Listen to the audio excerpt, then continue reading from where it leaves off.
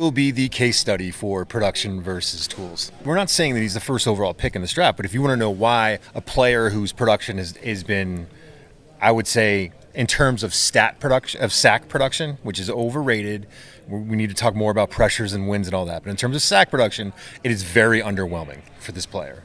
But if you want to know why NFL teams are interested and why he's going to go so early, it's because of these tools. You do see it on tape. Maybe he doesn't get home to the quarterback, but you do see these traits on tape. He's not just someone who goes out and works well. It transfers to the tape. So that's an important part of the evaluation too. So I get why it's a difficult evaluation in terms of the production versus the talent. But man, if you're a defensive line coach in the NFL, you are dying to get a chance to work with this kid because you see what you can unlock and what he could potentially be. Going on, Washington Commander fans, it's your boy back with another video.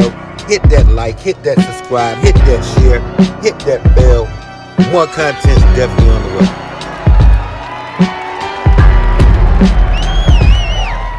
Now, I'm not some type of draft expert.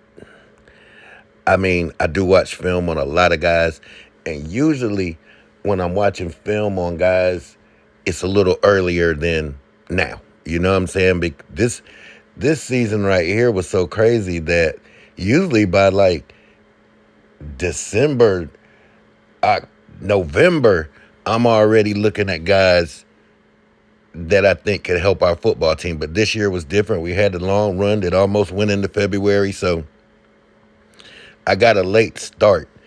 And after we did the free agent moves and the trades, the Debos and the Laramie Tunzels, and even last year to Lattimore, and then you look at all the moves we made, really the position of most importance, of course, is edge rusher.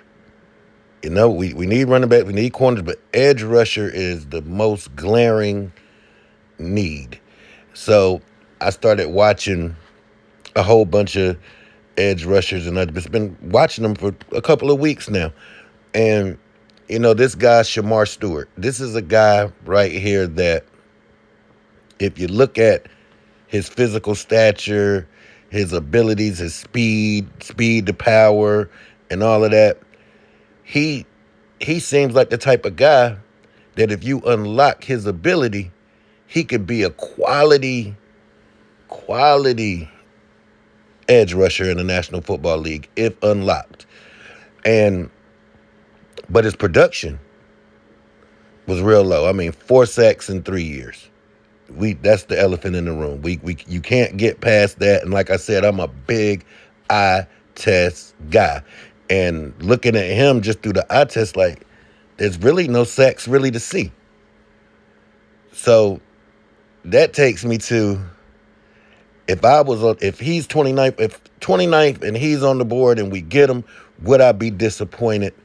And my first instinct, yeah, I would be. But then when I looked at this guy, studied his tape, see the things that he can do, I also can see why, if he was on the board and Dan Quinn picked him, I probably wouldn't be disappointed. Because I think that Joe Witt Jr. and Dan Quinn, if they get a hold of this guy along with Adam Peters, if they can unlock this guy could be really good. And then, you know, as far as production goes, sometimes that doesn't matter because, like Danielle Hunter, they had the same production. If you look at Danielle Hunter's college production and his, it was the same thing. So you just never know. The draft is crazy.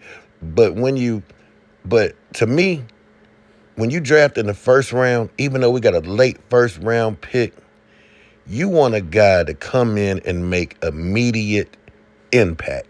You don't want a project. You don't want a guy that you have to develop. But this guy, man, you just never know. You never know with a guy like this. You never know. It's like a boom or bust. Either he's going to boom or is he going to bust or is he going to be solid? He could be all three of those. He could be a bust. Or, like I said, with coaching, this guy could be a stud also.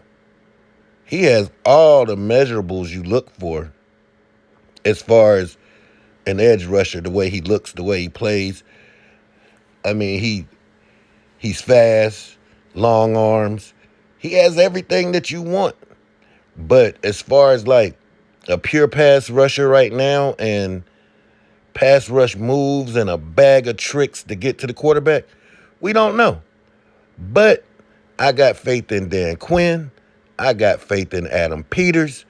And if this guy does come off the board, I'm not going to be mad at him because I know that they got a plan and I know that they think this guy can help this football team.